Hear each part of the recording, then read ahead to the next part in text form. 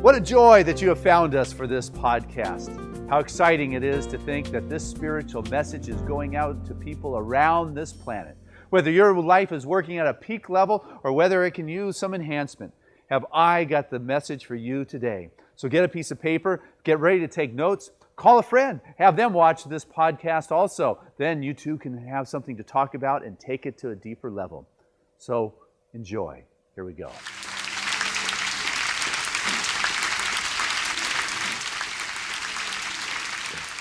So we have, as we've mentioned to you, as some of you may know, that our senior minister, Reverend Christian Sorensen, is off on sabbatical. He'll be gone for 9 weeks, but he'll be back actually in a couple of weeks. It's almost kind of flown by. And when we were preparing for this, we wanted to be sure that we brought in some of the best speakers for each of you, and so today is no exception. We have our very own staff minister, Reverend Dr. Christina Tillotson, that's going to be speaking with us today. We love her because she's our science connection. She's the one that knows all about string theories and quantum physics and all of that deep study on how they're bringing science, and they're matching science and spirituality together. And so she keeps us immersed in that truth, and it's very exciting and interesting. She also is the long-distance dean for the United Centers for Spiritual Living. And what that means is that she has put together, and she'll tell you a little bit about it, all the online classes.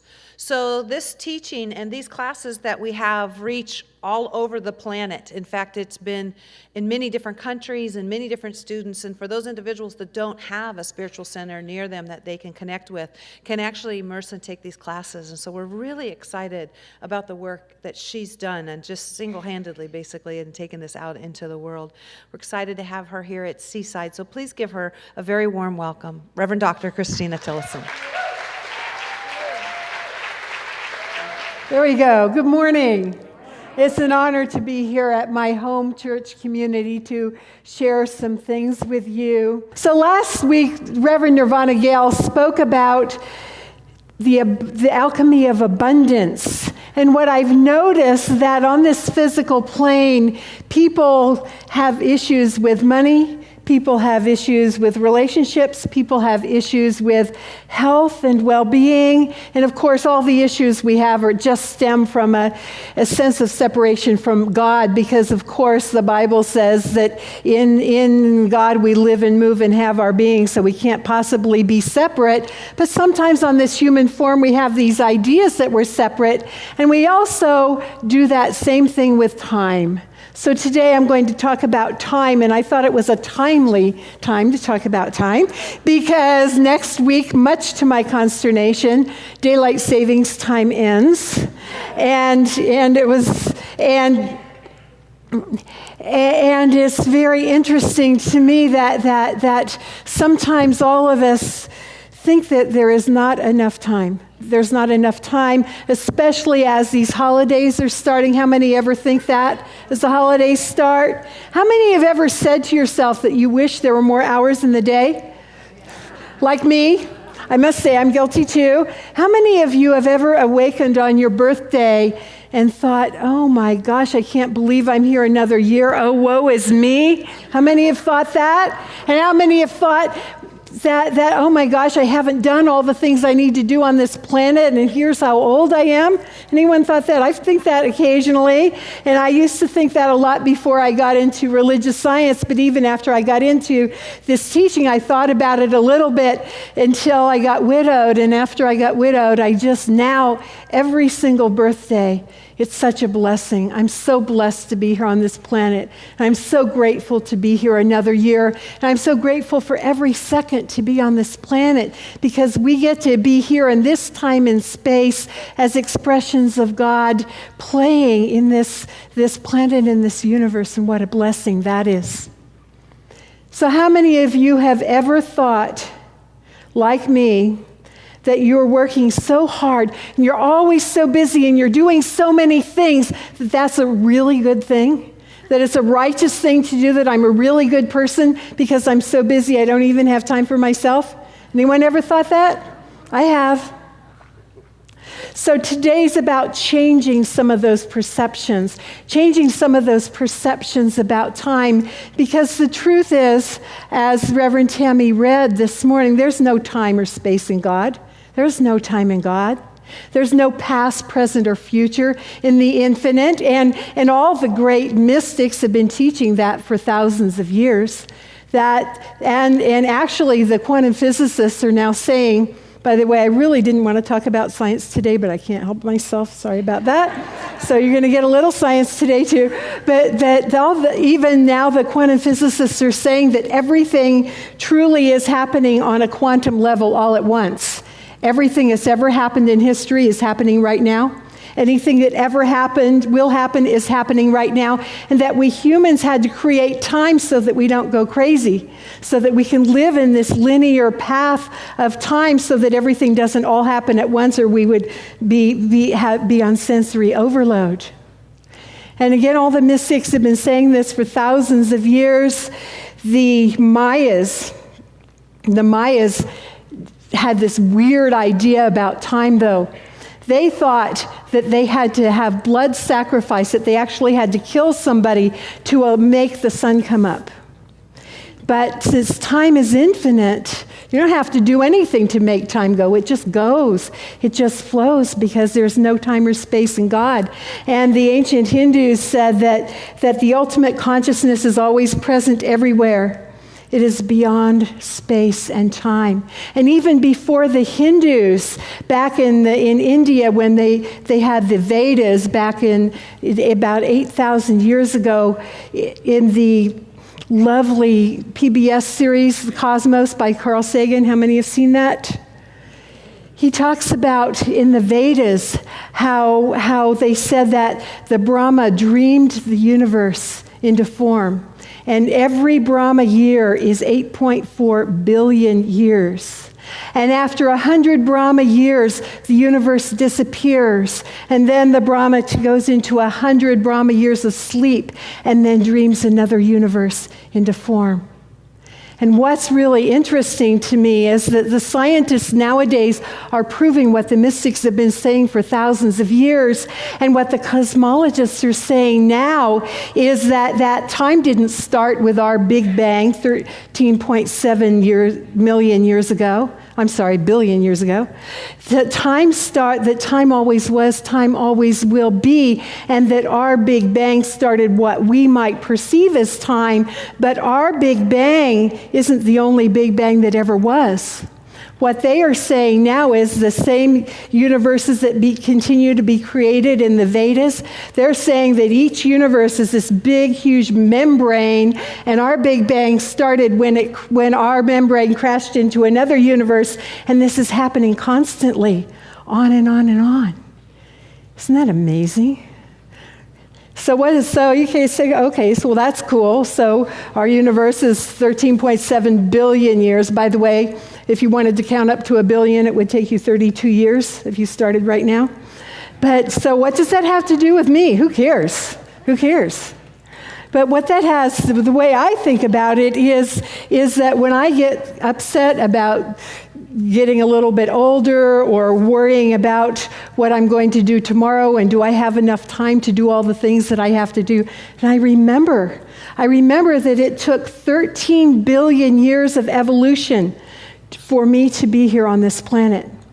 It took 3.8 billion years just for life to evolve on this planet to who you are today.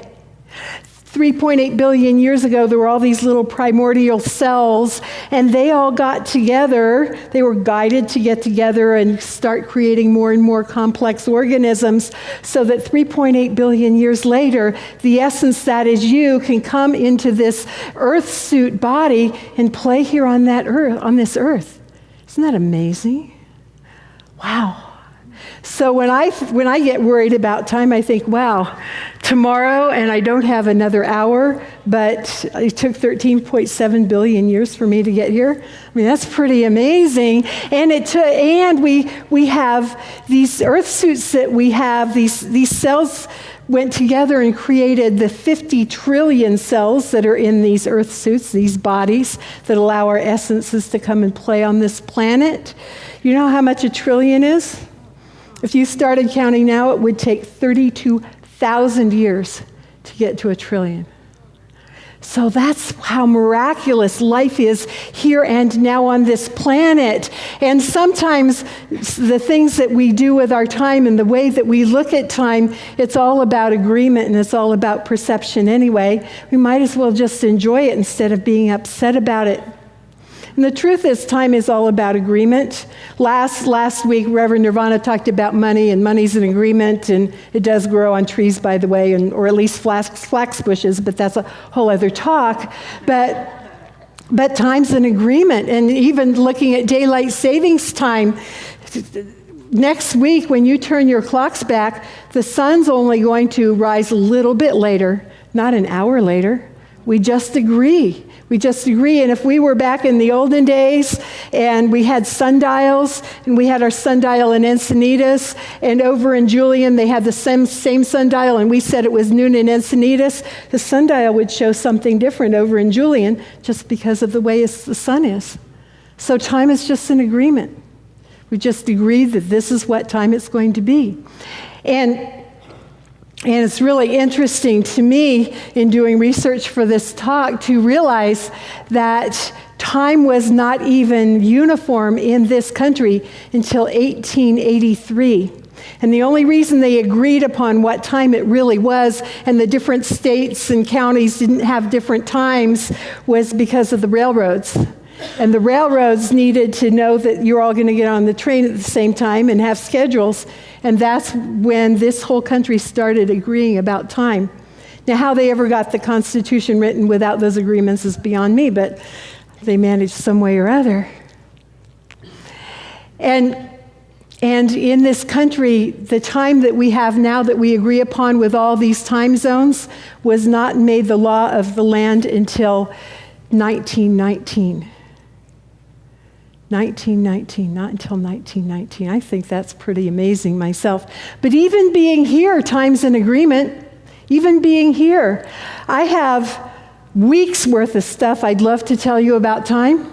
But I made an agreement. We have a tacit agreement that I'm not going to keep you here till midnight.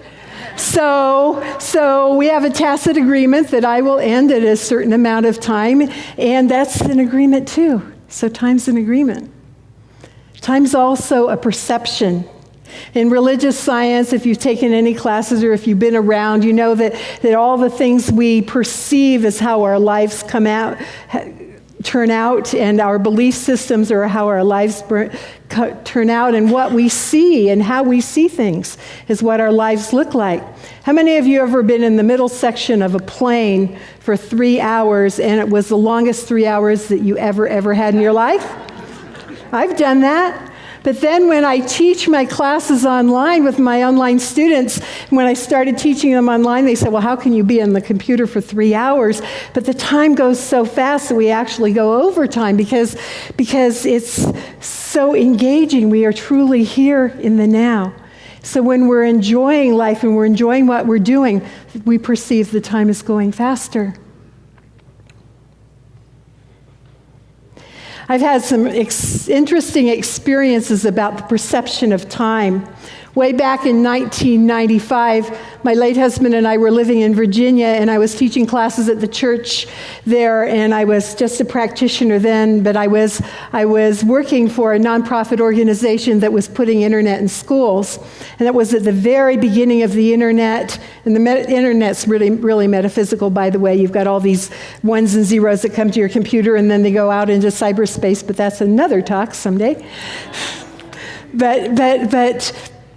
But I was training all the teachers and administrators how to use the internet back when most people hadn't even heard of the internet back in 1995. And I had this guidance that I should do classes online. Because I had all these people calling me from all over the East saying, we can't have classes. We want to have their certificated classes from what's now United Centers for Spiritual Living. So I had this idea, well, let me put them online. It took me 3 years to convince the powers that be in a teaching that we teach there's no time or space in God. It took me 3 years to convince them that we should actually show that to the world and let me teach classes online. Those powers that were aren't there anymore, but it's so funny to think back to those days when we weren't really practicing what we preach, because the truth is there's no time and space in God, and the internet's kind of a manifestation of that. And so because I was willing to wait those 3 years, how many of you ever get impatient when the things that you want to do don't come to fruition pretty fast? Okay. Because I was willing to wait those 3 years, we had our first online class in 1998, and the first person in the world that ever taught meditation over the internet in 1999. Chalk one up. Now I have students who have taken classes in 19 countries, 42 states. I have a team of 6 teachers who teach all these people throughout the world, as Reverend Tammy was talking about. And I've licensed 40 practitioners from places all over the world. Our spiritual coaches who pray for people and do spiritual coaching and teach classes. And my students burst out of their ideas of time too, because my student in Egypt had to come to class at 3:30 in the morning. And so she didn't have any concept that the fact that it was 3:30 in the morning was going to stop her from coming to class. Anyone had the idea of time stop you from doing something you wanted to do? No, none of us, ever, right? Not me. Never, never, never. Not me, ever. So it's all about perception, and it's all about agreement. And as the Dean of Distance Education for the Holmes Institute, our master's degree program that trains our ministers, I wouldn't get to do that if I hadn't waited those 3 years to get the online classes going, because they created this job for me because I was the technical person and the education person. And now I get to interact with people like Dr. Amit Goswami, who's our quantum physics professor who teaches distantly from Oregon. How many of you saw What the Bleep Do You Know? Okay, so I get to be his boss. Isn't that cool? Or at least for the 3 classes he teaches for us. And I'm always joking with him, and I'm saying, well, why don't you teach me how to bilocate? Because as Reverend Tammy says, I have a few little ministries I'm doing. And then I realized, well, I don't have to learn how to bilocate, because time is all happening all at once anyway, and all I have to do is just divide it up. And I always get everything done that needs to be done. Is anyone ever really worried about not getting something done and it got done anyway? Does the worry help? No. All the worry does, sometimes worry will just keep us from doing what we need to do. Sometimes worry will just keep us from being productive. And the truth is that we can choose how we experience time on this earth. We can choose whether we experience it in light and love, or we can choose to experience it in worry and cares. In the song that we sang a little bit earlier, we sang about service. How many have been doing some service this week? Good. Then this whole country, this whole week has been about service. And if you think about spending your time in service, in love, then it's not wasted. It's bringing that spirit into form here on this earth. But if you do it out of guilt, because how many have ever served out of guilt? If you do it out of guilt, that's sort of like wasting your time. Bertrand Russell says that the only time that we waste is when we're not enjoying wasting our time. So whether we're serving, whether we're doing our work, whether we're sitting and watching the waves at the beach, as long as we're enjoying that, that's not wasting our time. What's wasting our time is when we get all upset about it and think there's not enough time and that we have too much to do, and we're not enjoying that light and that love of Spirit that is the truth of our being. We are the essences of Spirit here on these earth suits, and the purpose of life is to express that love and that joy. And when we're not doing that, that's when we're wasting our time. Has anyone ever heard I'm sure you've all heard the fact that we're human beings, not human doings. Anyone heard that one? So we are human beings. We're spiritual beings having a human experience, and we get to be that light and that love and that joy of God here on this planet, not just running around like the little ants doing stuff all the time. And the things that we do, once we realize that we are that light and that love and that grace of Spirit here on this planet, then the things that we do flow much more gracefully. We get way much more done, and we can enjoy what we're doing. We can enjoy the time that we spent here. I have a little story about this. My parents were in assisted living in Ohio, and I'm always thinking about how they used their time. My dad made his transition to the other side at the age of 91, but he was in assisted living at the age of 90 on the medical advisory board for a nanotechnology surgery company that was run by a friend of mine, doing everything by phone and fax and internet.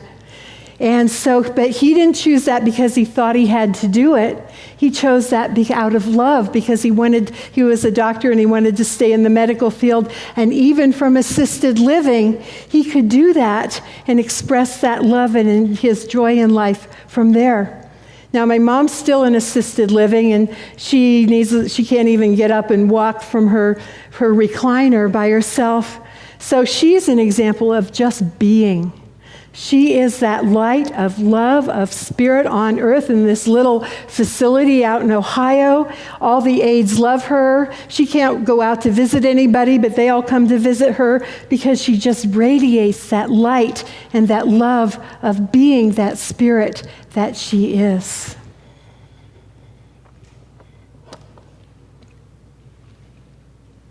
So what we get to do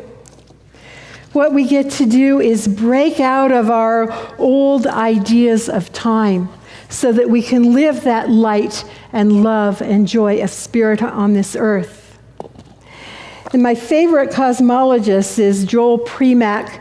He wrote The View from the Center of the Universe. He also is the one who discovered the ultra-deep field, which maybe you've seen the pictures from the Hubble telescope. Anyone seen those? Anyway, this is what he says about time. Our everyday lives are governed by the idea that time is divisible into small, equal, countable units. In short, time is money. If this is the fundamental understanding of time we have, it is a disastrous degradation, substituting hard little artificial bits for the majesty of nature's many rhythms. Unlike days and years, minutes and hours don't correspond to anything in nature. Time moves on cycles of many sizes, and the universe is an orchestra of rhythms, and time is all of them creating a harmony that cannot be intuited without new concepts. So we need to have new concepts about time and realize that there's a sufficient amount of time for everything that we are and what we need to do, because time is eternal and we just made it up anyway. In the Bible, in Ecclesiastes, the old song from Peter, Paul, and Mary, for everything there's a season, turn. Anyone remember that one? Anyway, this is from Ecclesiastes about the cycles of time. There's a time for everything and a season for every activity under heaven. A time to be born and a time to die. A time to plant and a time to uproot. A time to kill and a time to heal. A time to tear down and a time to build. A time to weep and a time to laugh. And many, many more ideas about time. And there's a Japanese proverb that says that time spent laughing is time spent with the gods. How much of our time do we spend laughing? How much of our time do we choose to be in that joy and that light and that love in God? So in summary, we made time all up. There's an infinite amount of time. Time is an agreement. It has to do with how we perceive time, and we get to use it however we choose. We get to choose to come from that place of being, that light and that love of spirit and all the things we do, or just run around doing and losing our separation to spirit. So I'd like to close with a couple of quotes. Marie B. Ray says, "We have only this moment, sparkling like a star in our hand and melting like a snowflake." And the great mystic Tagore says, "Let your life lightly dance on the edges of time, like dew on the tip of a leaf." So I invite us all to lightly dance on the edges of time like that dew, and knowing that we are birthless, deathless, timeless beings, and honor this time that we get to play here on earth in our wonderful, wonderful earth suits. Thank you.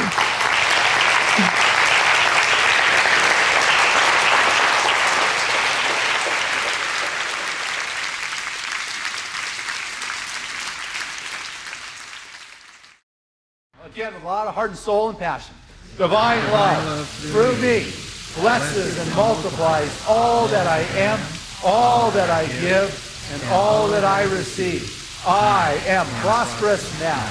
Hey, I trust you enjoyed that podcast. It was very exciting to be able to create that and to know that there are people like you all around the world that are observing and integrating these spiritual principles into their life.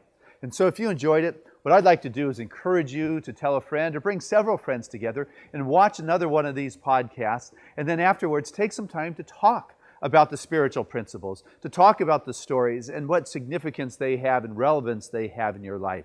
What then happens is it moves to a deeper and deeper level in your world. It becomes real and assists you to create the freedom in your life that your heart and soul so desire. So if you like this, I encourage you to watch it again, but also tune into our website here at seasidecenter.org.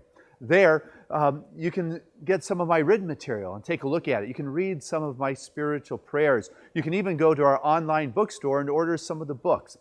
And if you're so moved, what I greatly would appreciate is your financial support, which you could do online at seasidecenter.org. It is support like yours that assists us to be able to continue to do these kinds of gifts for humanity and send it out to the world. Because you know what? We are making a difference with this spiritual message. And because of support like yours, people are being touched in the farthest reaches of this planet, as well as our backyard, more than we could ever begin to realize. So I thank you from the fullness of my heart for making a difference. So I invite us all to lightly dance on the edges of time like that dew, and knowing that we are birthless, deathless, timeless beings, and honor this time that we get to play here on earth in our wonderful, wonderful earth suits.